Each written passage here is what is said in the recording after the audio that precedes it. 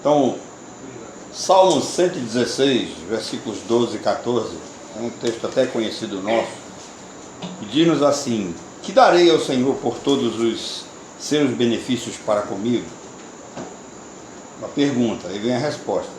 Tomarei o cálice da salvação, invocarei o nome do Senhor, e essa vem a parte mais importante. Cumprirei os meus votos ao Senhor na presença de todo o seu povo. Que Deus nos abençoe. Eu quero pensar com vocês hoje, assim, de forma muito rápida, é a importância dos votos no casamento.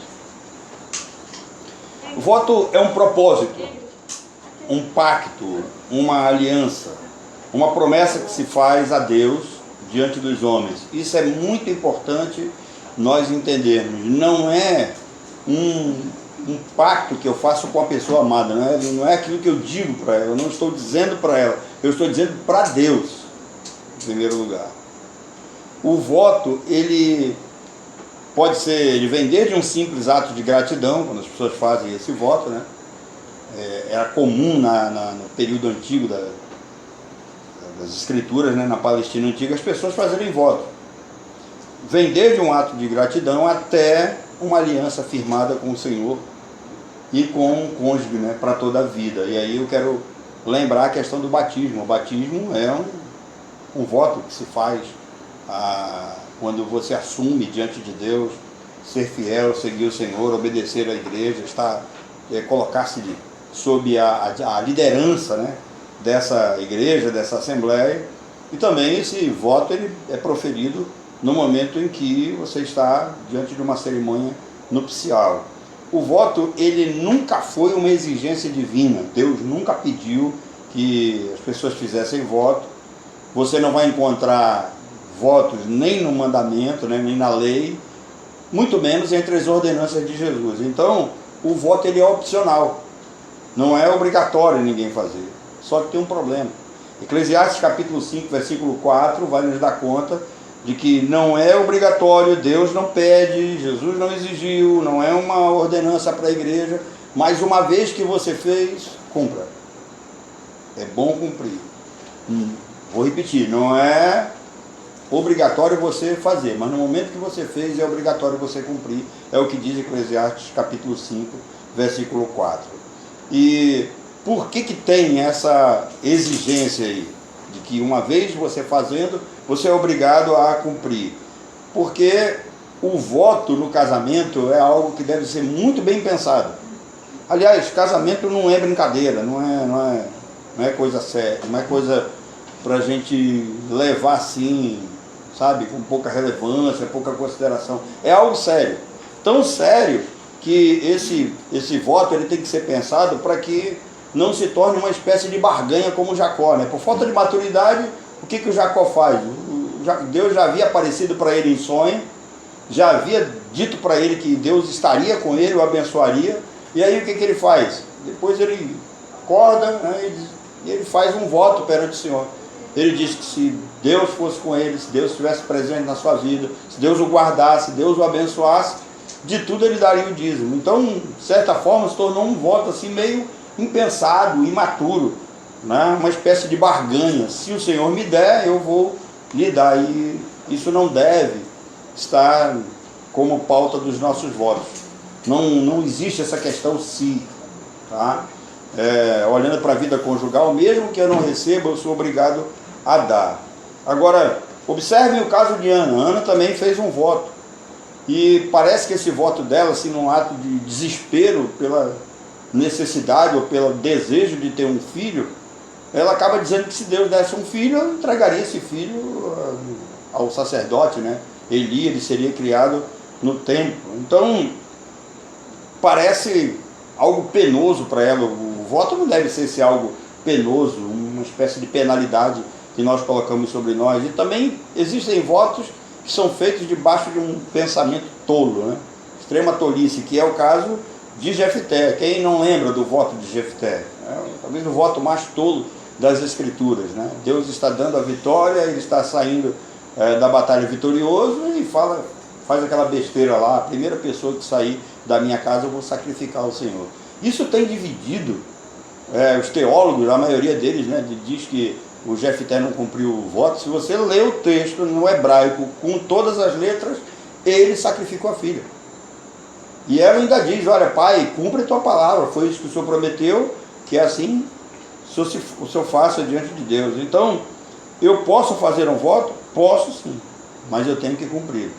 Olhando para o tema, né, que nós temos hoje, a importância dos votos no casamento e para as escrituras, eu vejo que talvez essa seja a principal razão da nossa infidelidade no casamento, da nossa infelicidade. Eu não vou colocar infidelidade, mas eu vou colocar da nossa infelicidade.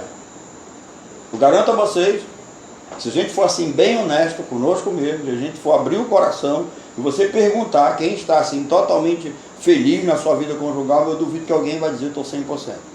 Nós sempre vamos ter algum tipo de ressalva, algum tipo de reserva, nós sempre vamos ter algum tipo de problema, alguma coisa que tem arranhado esse relacionamento, e principalmente vivendo nos dias em que nós estamos vivendo no país, onde de todas as formas a família está sendo atacada, a relação conjugal tem sido relativizada, e esse casamento chamado hétero, ele foi praticamente jogado na lata do lixo. Então, não cumprir os votos feitos no casamento resulta na insatisfação e, o que é pior, no castigo divino. A gente sempre pensa na bênção do Senhor, a gente sempre pensa no cuidado do Senhor, mas seria bom pensar também que quando nós não cumprimos os nossos votos diante de Deus, a mão do Senhor pesa. E Ele não brinca em serviço. Por isso agora eu peço que vocês abram Malaquias capítulo 2. E no verso 10 tem uma pergunta para nós. Malaquias 2:10. Não temos todos nós o mesmo Pai?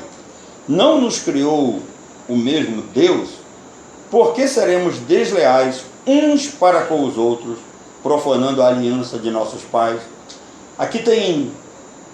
Malaquias aqui tem dois momentos interessantes. O primeiro é a relação de Deus com o seu povo. E o segundo era a relação da vida conjugal do povo de Israel. Então, não é, quando o texto coloca aqui, não temos todos nós o mesmo Pai, não é algo que a gente diga assim, Deus está falando só com você. É com os dois.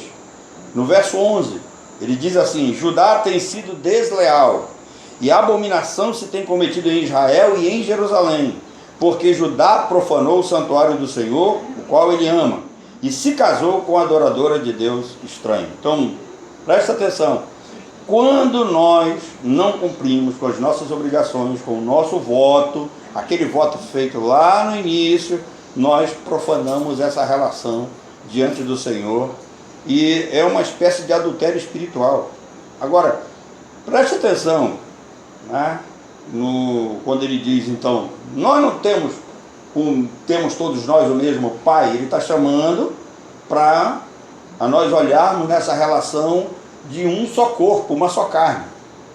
Não é essa divisão, ainda que como homem, os homens são responsáveis diante de Deus pela família, vão responder pelas suas esposas, pelos seus filhos, mas a esposa deve trazer também a mesma consciência. Nós firmamos uma aliança diante de Deus. Não foi só eu quem falou, ela também falou. E é isso que Malaquias está falando para o povo, com relação ao não cumprimento dos votos. É uma espécie de deslealdade entre os casais, é abominação e profana o culto, profana o corpo de Cristo, e a mão do Senhor vai pesar. Tem uma pergunta, quando ele diz assim, a mão do Senhor vai pesar, e por que ela vai pesar? Porque o Senhor foi testemunha da aliança entre ti e a tua mulher, o que diz o verso 14. Então preste atenção que ele está falando da relação entre Deus e Israel, seu povo, mas também é direcionado aos casais, a vida conjugal no meio do povo de Deus em Israel, como eles estavam vivendo, como eles haviam esquecido aquele voto primário, como eles haviam deixado de lado aquele pacto feito diante de Deus. Aí ele diz, olha, porque o Senhor foi testemunha da aliança entre ti e a mulher da tua mocidade, com a qual tu foste desleal, sendo ela a tua companheira e a mulher da tua aliança. É o que diz o verso 14. Portanto, o não cumprimento dos votos pode ser a razão de todos os males do casamento, ou principalmente da maioria deles. O apóstolo Paulo vai dizer que esse relacionamento é tão sério que quando ele escreve a primeira carta aos Coríntios, ele chama a atenção da igreja e ele diz assim, olha, bom seria que todos os homens ficassem como eu, sem casamento, sem relacionamento algum. Aí ele diz assim, mas se não dá para ficar, né, então vai lá e casa. Aí ele coloca uma advertência embaixo, ele diz assim, o que eu quero é que vocês fiquem livres de preocupação. Eu vejo essa preocupação na maioria dos homens, mas eu não vejo essa preocupação na maioria das mulheres. E isso é normal, porque geralmente a mulher trabalha mais a parte emotiva. E eu confesso a vocês, a cada dia que passa eu me torno mais descrente nesse amor que às vezes a gente professa da boca para fora, mas na prática ele não é colocado, ele não é aplicado. A convivência que nós temos com a TV, com a vizinhança, com os amigos que não são cristãos, com o que a gente vê nas redes sociais, não é esse compromisso realmente de entrega. E aqui a palavra de Deus coloca o marido e a mulher no mesmo ponto. É com sabedoria de ambas as partes que se edifica a casa. Eu quero que vocês agora abram Provérbios 24, versículo 3. Olha o que diz o Salomão. Provérbios 24, verso 3. Com sabedoria edifica-se a casa, e com inteligência ela se firma. Então, geralmente, quando se pensa em sabedoria no lar, logo nos vem à mente Provérbios 14, 1, né? A mulher sábia, geralmente a gente coloca logo a responsabilidade na costa da mulher. A mulher sábia, ela edifica a sua casa. Mas aqui, Deus coloca o marido e a mulher no mesmo ponto. Todos dois devem entender que é com sabedoria que se edifica a casa. Sabedoria do lado dele, sabedoria do lado dela. E com inteligência que ela se firma. É com sabedoria que ambas as partes, né, constroem essa relação conjugal, essa somatória. A gente precisa entender que não é algo só que eu espero que alguém me dê, mas é algo que eu também tenho que investir. Vida 2 é investimento, é crescimento, é desenvoltura, é aquilo que eu vou acrescentar na vida da pessoa que vive comigo. Agora, quando se fala em sabedoria, a Bíblia vai tratar, principalmente no hebraico, a questão de conhecimento de causa.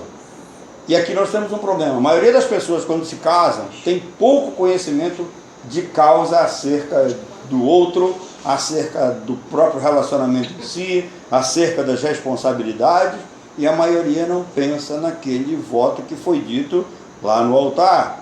Salomão vai mais longe e diz assim, é com inteligência que a vida conjugal se firma. É no momento que nós deixamos de cumprir os nossos votos que ela começa a ruir.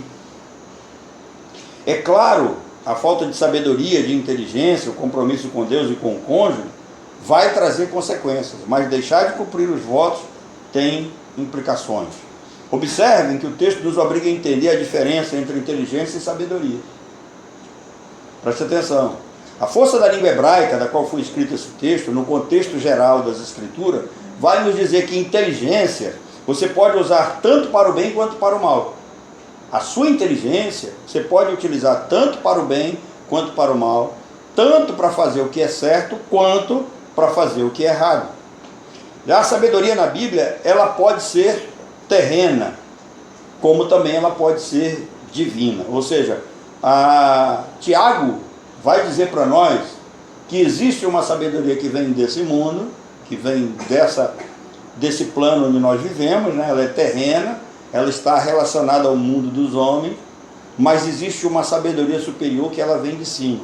E essa sabedoria superior, ela só pode ser entendida por mim e por você quando nós conhecemos as Escrituras, porque a sabedoria está ligada a essa questão do conhecimento. Agora, a sabedoria do alto, ela sempre está aliada a Deus, e ela sempre está aliada ao bem. Dificilmente você vai ver a sabedoria aliada ao mal. A inteligência sim pode estar aliada ao mal, mas no hebraico a sabedoria sempre vai estar aliada ao bem. Por quê? Porque ela vai estar tomando conta, ela vai estar permeando as suas decisões e as suas escolhas. Para nós decidirmos, para nós escolhermos, a gente tem que pensar, a gente tem que raciocinar, pelo menos da forma lógica como o ser humano deve viver, ele deve pensar dessa forma. Então a sabedoria sempre está relacionada com o bem. A prudência, que é uma outra palavra que uma outra versão coloca, ela sempre vai levar você a agir de modo racional. Então, não cumprir os votos do casamento, deixá-los cair no esquecimento é algo grave. Cair no esquecimento aqui, esquecer os votos, significa deixá-los por inadvertência.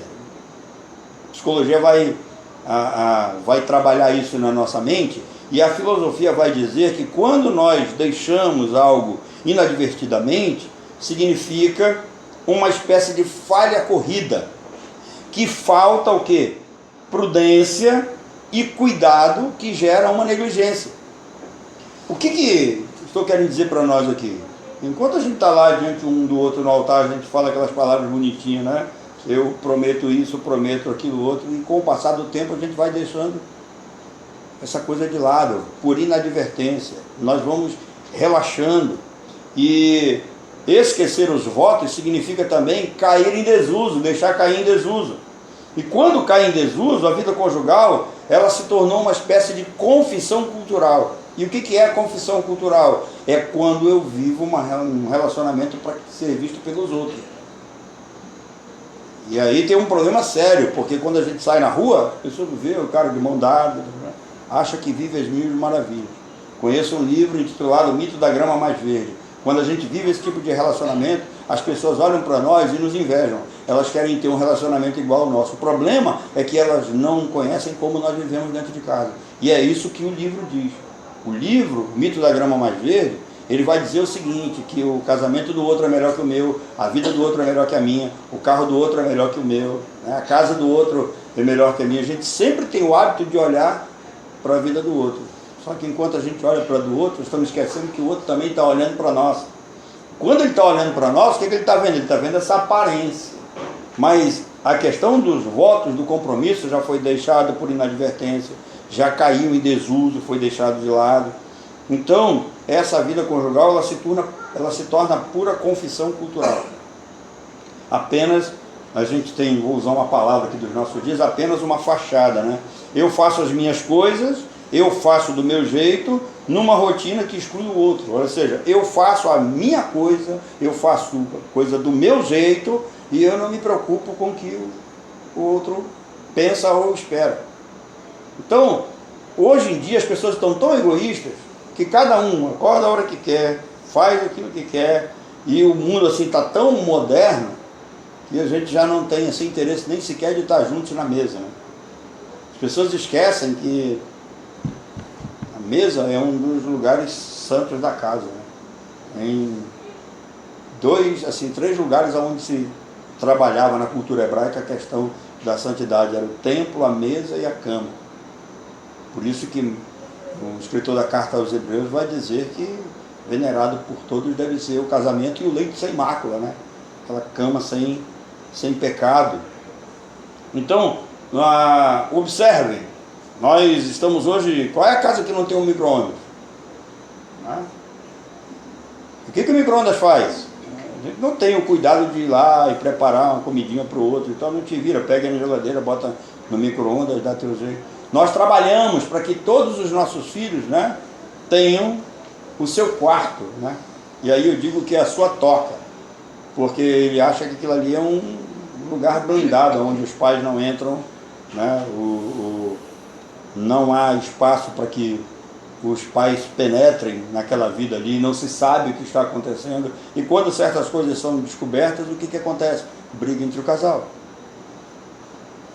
discordância entre os dois. Então, na vida conjugal nós deveríamos pensar isso. Não existe essa questão de eu faço as minhas coisas, eu faço a coisa do meu jeito. Não foi esse o compromisso assumido diante de Deus e diante da sociedade. Um dos momentos mais belos da cerimônia do casamento é o momento dos votos, vocês lembram? Né? Vou lembrar aqui o que vocês disseram. Vocês disseram assim: eu te recebo, né, como esposa e como esposo. Presta atenção, eu te recebo aqui um ato voluntário. Nenhum de vocês casaram com aquele, né, aquele bacamarte lá, ou casa ou morre, né? Ou alguém casou na delegacia aqui? Não, né? Então foi voluntariamente. Ninguém forçou você, ninguém aliciou você, né? E Quando a gente diz assim, olha, eu te recebo como esposo, como esposa, a Bíblia vai tratar da questão de uma só carne, né? Onde esse casal ele deve ser adequado, uma questão de adequação um com o outro. Aí, os votos continuam. Prometo ser fiel em tudo. Não é apenas no sexo. Quando se pensa em ser fiel aqui, geralmente se leva para a via do sexo, mas não é não. É ser fiel em tudo, nos mínimos deveres de um cônjuge. Um dia eu estava assistindo uma palestra no Seminário Palavra da Vida, justamente para casais, era um curso que nós para liderança, né?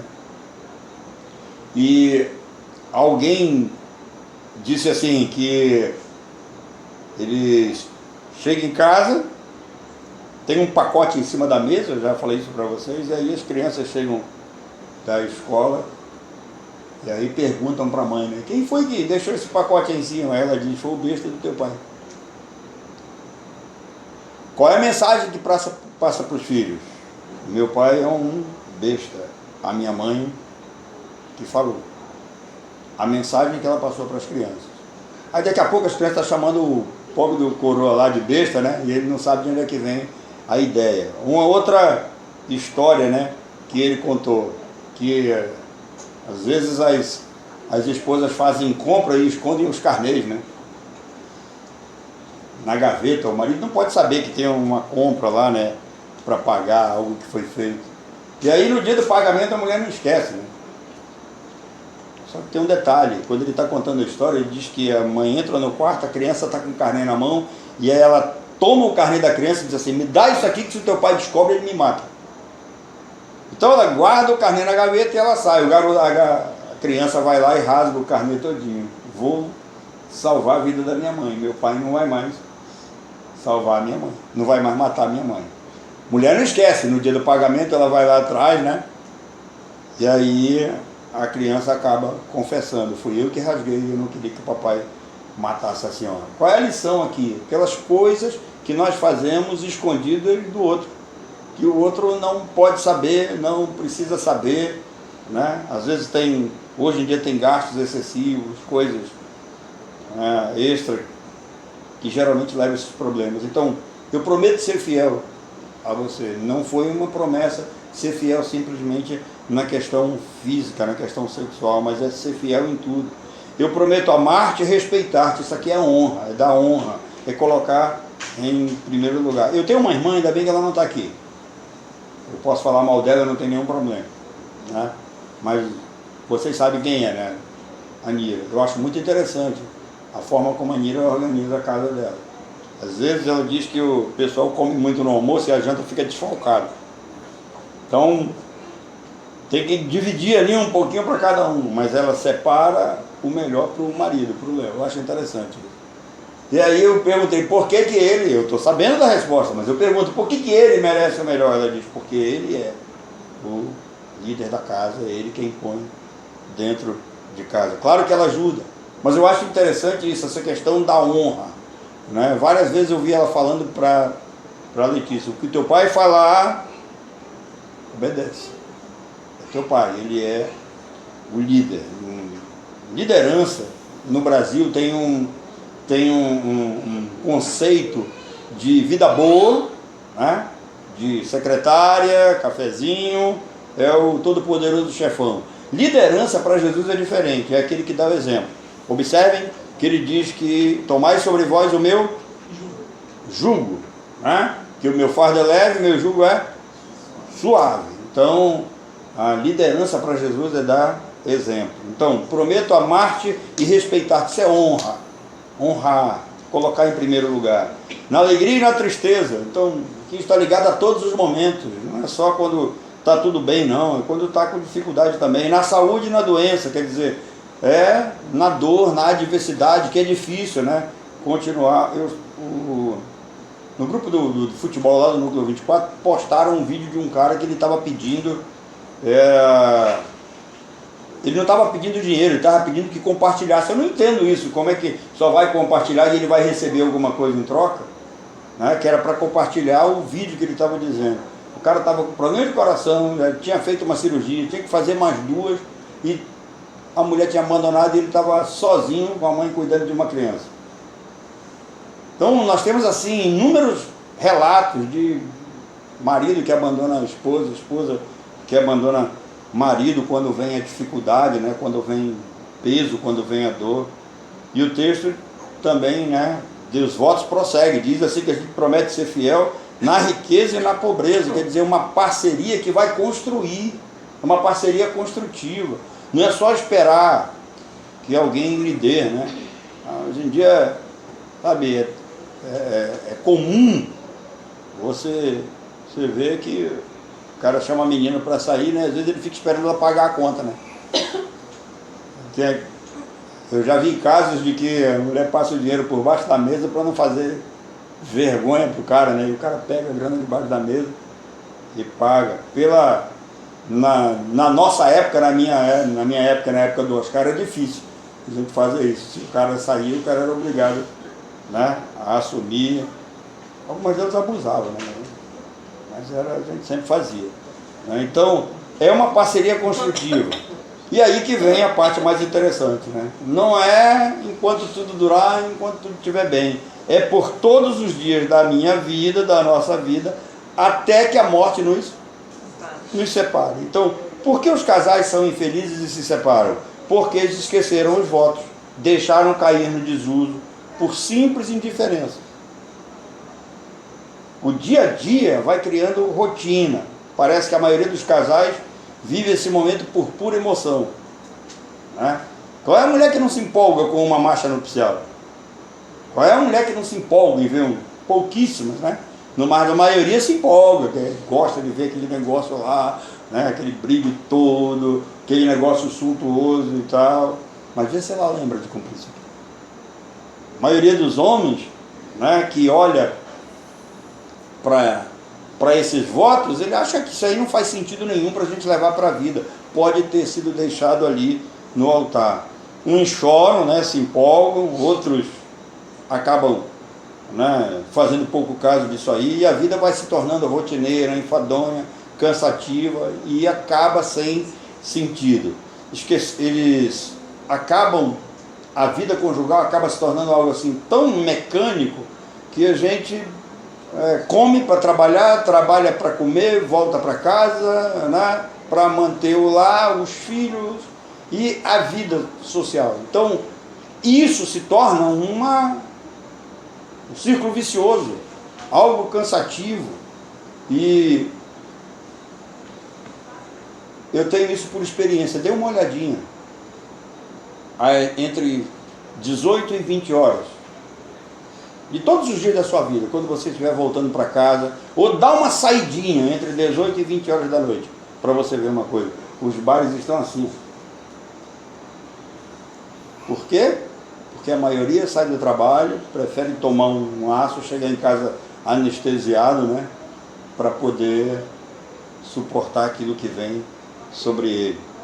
Então, quando nós esquecemos dos votos, quando nós não honramos, quando nós não damos valor, a vida se torna assim, esse círculo vicioso, cansativo, enfadonho, sem sentido. Por quê? Porque esqueceram que eles haviam tomado uma decisão voluntária diante de Deus, não diante dos homens. Assumiram um compromisso com o Senhor, não uma confissão pública. Não deve ter no nosso coração aquela alegria de dizer, não, eu sou do meu jeito, se quiser tem que me aceitar assim. Não. Ou você é da teoria Gabriela, né? Eu nasci assim, sou mesmo assim, vou morrer assim, né? Gabriela. Não, se tem uma coisa que o Evangelho pode fazer com cada um de nós é mudar. Esse é o grande debate entre o Evangelho de Jesus Cristo e a proposta marxista, né? Quando o marxismo vem e diz que o homem ele é produto do meio, o cristianismo vem e diz que não, que esse homem, mesmo onde o meio em que ele está vivendo, ele pode ser transformado pela palavra de Deus, ele pode ser libertado pela graça do Senhor, ele pode ser educado nos caminhos do Senhor e mudar de vida, mudar de ideia. Se fosse por isso, os nossos morros e as nossas favelas estariam cheios de marginais, mas tem gente muito boa lá, gente muito séria, gente que trabalha, gente que tem uma vida conjugal assim, eu não diria invejável, mas exemplar para alguns de nós. Então, nós precisamos entender que esses votos foram feitos dentro de uma aliança incondicional. Esses votos, eles não exigem condições. Se você me der, eu vou dar. Se você fizer, eu faço, entre outras coisas. Irmãos, eu gostaria de trazer outro tipo de reflexão hoje, mas eu vejo que os casamentos estão azedando. E isso acontece até mesmo dentro da nossa igreja. Difícil. Por quê? Porque é interessante um relacionamento, um encontro de casais desse, para a gente pensar na vida conjugal, para a gente dar uma revigorada na coisa. É importante. Mas se nós não colocarmos em prática, um dia eu vi uma história. Diz que um pastor estava andando com um vendedor de sabão. Eles estavam caminhando juntos, e aí isso é uma história fictícia, claro, mas que tem uma lição para nós. E aí o vendedor de sabão olhou para o pastor assim e viu, eles passaram em frente a um bar e tinha um pessoal brigando, né? Tava um quebra-pau danado lá. Aí o vendedor de sabão disse assim: o senhor está vendo aí, ó, o evangelho não tem feito diferença na vida de ninguém. Essa palavra que o senhor diz que é de Deus não faz sentido nenhum. Os caras estão aí, ó, bêbados, se quebrando, se matando. E o pastor ficou calado e continuou caminhada com ele. Aí mais à frente ele viu uns garotos brincando numa poça de lama, num córregozinho lá.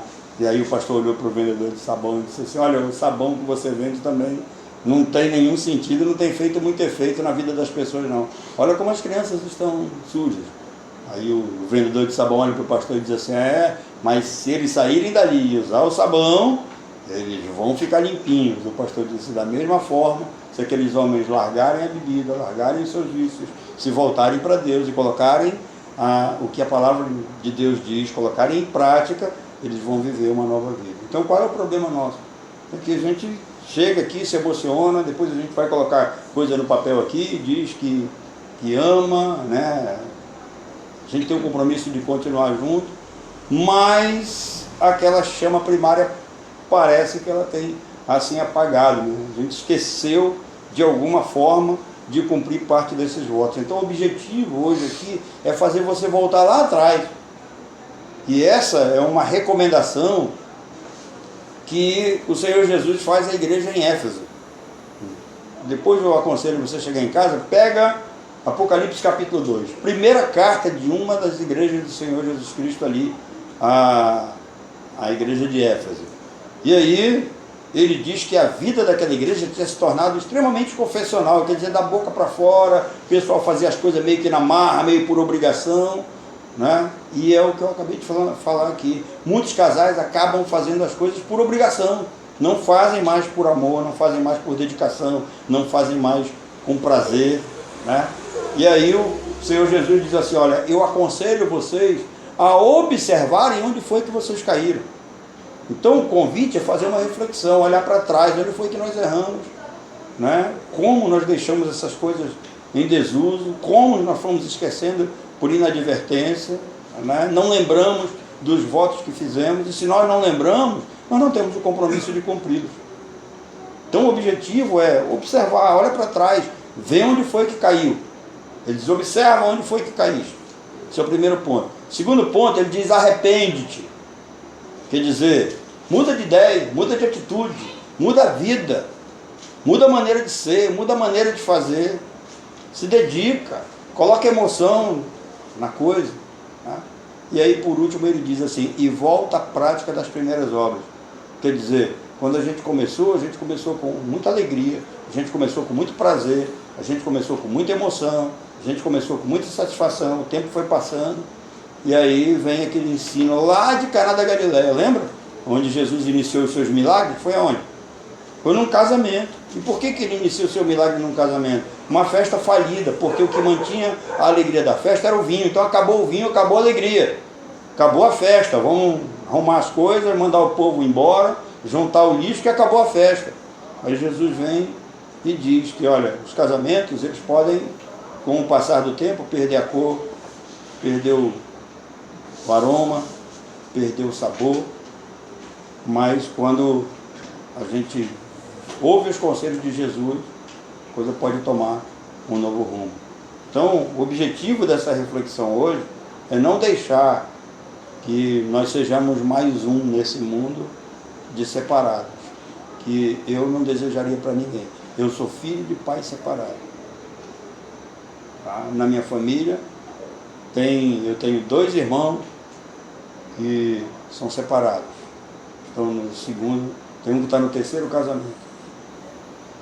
E tem uma irmã separada. Eu não desejaria isso para ninguém. Então, parece que em determinadas situações os filhos acabam imitando aquilo que os pais fazem. Mas quando eu casei, eu prometi levar esse compromisso até o fim. É penoso, é difícil, mas quando a gente lembra desses votos, daquilo que se tem que fazer, da obrigação de cada um, né? Deus dá graça, Deus concede força, e aí nós precisamos entender que isso foi feito diante de Deus. E se foi feito diante de Deus, é para a glória de Deus e para dar continuidade. Deus nos abençoe.